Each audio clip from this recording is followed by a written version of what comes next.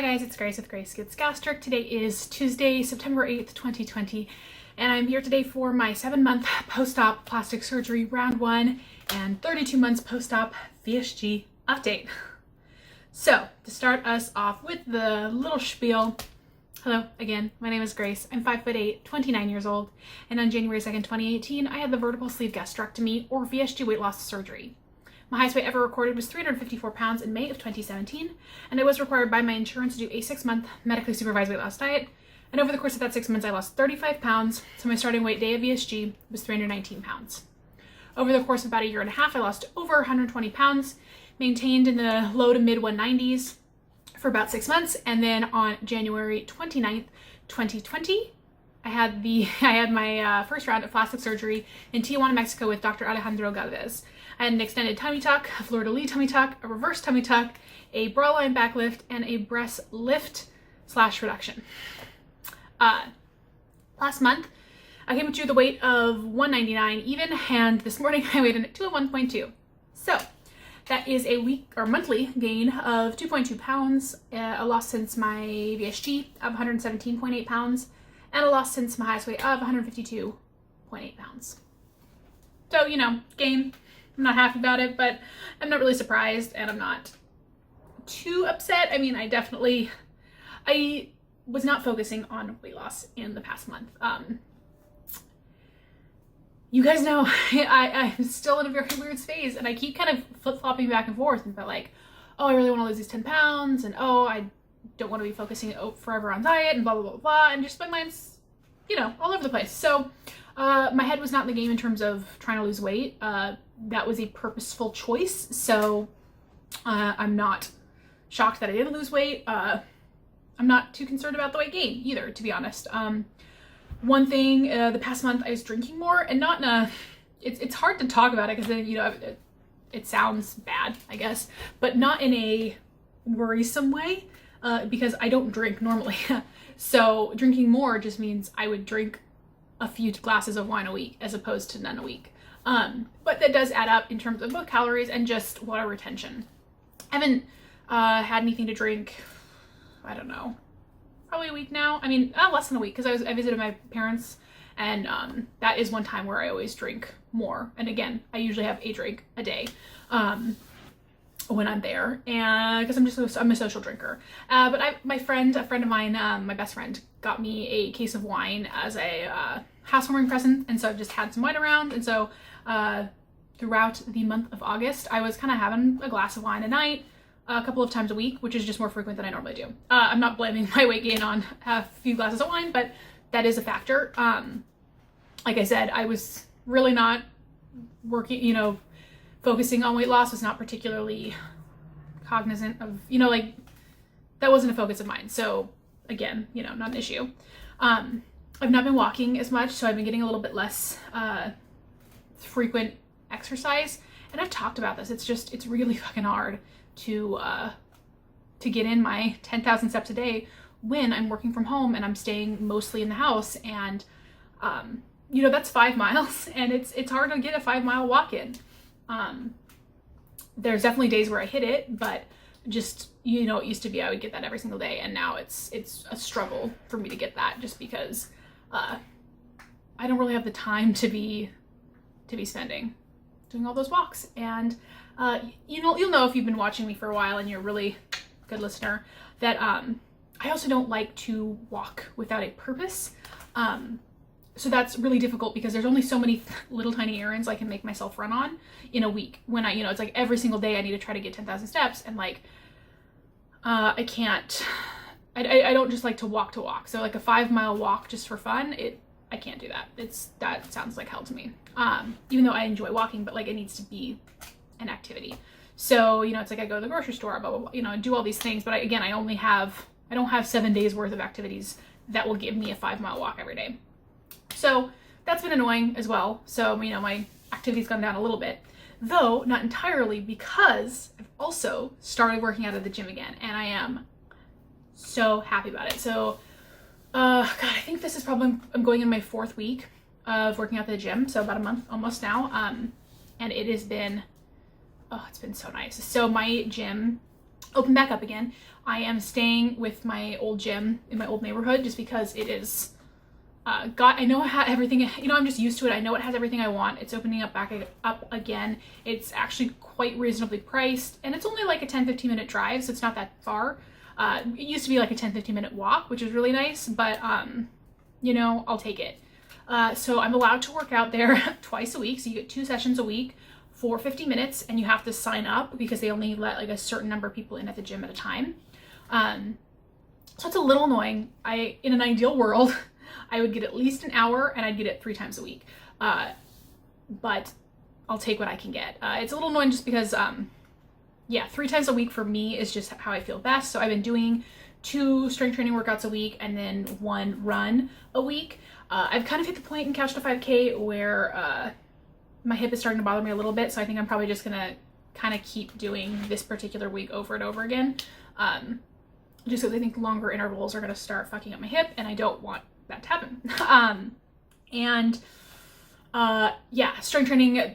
I have been doing the Stephanie Buttermore full body, like 3-day a week program that I got, you know, over a year ago. And I've just been doing it. God, I've got like a hair on my nose and it's itching. I've been doing it just in order, so it'll take me like 3 weeks to do 2 weeks of the program because I can only do 2 of the 3 days per week, but it's fine. I'm just like so, you know, the mental clarity and just how I feel when I'm strength training that's how I like to work out. That's what I enjoy doing. And like they say, you know, find working out that you enjoy. And it's been a really big struggle for me because I don't like basically any working out you have to do at home. I don't like. I actively hate it. And so I won't do it. I don't do it because like if I'm not enjoying what I'm doing, like it's not worth it to me to be miserable. So that's been really great. Again, I'm not saying that like the 2-pound weight gain is my muscle or, you know, water retention happens when you're working out, all that stuff. It's probably fat. I don't care. You know, I'm feeling fine, but like I'm just really happy to be working out again. And I've not been in a gym, so I started, you know, going back in August. But before that, I hadn't been to a gym since before my plastics in January. So it had been about 8 months between sessions, which was not the plan. It's just really depressing when I think about it. And I was actually really pleasantly surprised at how little muscle I seem to have lost in terms of my ability, in terms of like my weights. So the different exercises, you know, I have an app that I use the Jeffit app. I've talked about that before, and I just input all my workouts, and so I have some of the data from before my plastics, and I was just looking, and my weights are at or above what they were right before I was starting to work out. So I mean, right before plastics, which is pretty awesome. Squats are the one thing right now that I am probably lower on, and it is less, I think, a necessity. It's less because like I can't physically handle more weight, and more just I'm really being careful of my back. I definitely am feeling it in my lower back. You guys know again that I have some I have a weak lower back that is prone to injury, and I've not hurt it. It's not definitely not been hurt, but I just am aware of it. I can definitely feel it, particularly when I'm doing things like squats and deadlifts in particular. And I'm just like more aware of it. So yeah, even right now, like I can feel my lower back, and so it's not necessarily in pain, but just like that awareness, you know, has made me kind of be a little bit more cautious, just because I've enjoyed so much being able to work out again. I don't want to lose it, but that's been great. A few things I have noticed other than the, you know, back pain, working out without the loose skin is interesting. I mean, I still have the little baby bat wings, but like the biggest thing that I always really noticed, well, the two were hip thrusts and squats. I mean, and I noticed in other stuff too, but for squats, like when I was trying to get really low, like my loose skin, my pannus would get in the way of that. So it's really weird / cool to like actually be able to squat low and not have like skin flapping in the breeze. And then with hip thrusts, it was just really annoying to try to position the bar because it wasn't comfortable to have it like over the skin. So then I had to kind of, but like I couldn't, you know, my compression pants were like pushing it down. So it's like, it was like just a weird positioning because it wasn't really quite on my hips because that loose skin was in the way. So anyways, it's cool to have that. I've also noticed in doing the hip thrusts, it's a lot more painful on my back. So when I do hip thrusts, I'm usually against like a padded bench, right? And then you're leaning up against the bench as you thrust up. And yeah, it's just a lot more painful. Like it just digs in. I've started doing them on a different, this pad thing, which I think maybe makes it a little bit easier for me to do them, which I don't love because I feel like it kind of provides extra assistance, which I don't want, but it was getting to the point where it's just really painful to do them on my back. So I just have been putting on more weight and it's fine. But I think, I don't know if it's just because it's been a while or, you know, I did have a back lift. So I don't know if the removing of the extra fat skin there was providing me some extra padding or if it's the scar. I mean, the scar is still fairly numb. It doesn't hurt or anything, but just some things I've been noticing, but God, it's so great. I worked out this morning. I still feel kind of like all like warm and loose and tired from it. And I really love it. I'm so happy to be back. But yeah, I mean, it was annoying because, hey, my whole plan was to really, again, once I was cleared to kick off the training going into my round 2 plastics, which is right now planned for arms and thighs at the end of October. And as of right now, that's still happening, which is so crazy to me. I mean, and that's in like a month and a half. So yeah, I definitely feel like I'm a little bit less on top of things, not even on top of things, but just like focused on it, because it still doesn't feel quite real, just because I'm so cognizant that at any moment the borders could close. You know, I feel like right now we're still kind of in summer, but by the time at the end of October rolls around, we'll definitely be in fall. And I'm just concerned about what's going to happen in terms of COVID. So we'll see. But yeah, as of right now, it's still happening. We officially bought flights. I've started like planning things like my meal prep, made a tentative reservation for a medical recliner. I've started talking with my sister, you know, about caring for my cat, because that's like a big thing. My stepmom's gonna be coming with me again. So yeah, as of right now, that's still happening. And I wanted to ask you guys what you would be interested in hearing about this round, like if there's any specific video ideas that you'd like. I mean, I have a very extensive plastics playlist, which I'll link above and below if you're interested, where I really go into detail about all of my before and after and during of my plastics journey. So let me know what you guys are interested in terms of my round 2. I'm happy to make videos provided that my mental state is good. Right now I'm planning, again, assuming headspace is good, to do kind of like a another like loose skin video where I would both kind of provide a update to scars and everything, and then show you kind of like the loose skin that I've got going into this round. But and then probably, you know, I'm thinking about documenting again, just sort of like I did in terms of the actual recovery, because obviously they're different surgeries, and it's also a very different time. I know I've been talking with the coordinator there, and they had a lot more precautions in place, obviously because of COVID. And so I think that the aftermath, you know, like the recovery part in the hotel will look very different, just because it's going to be much more restricted. So that's kind of what I'm thinking. But if you have any specific ideas that you guys would like to see, just let me know. What else this month? I've been watching a ton of Abby Sharp, which one of my subscribers, Michelle, mentioned in my in the comments in my diet culture fat phobia get ready with me, also linked above and below.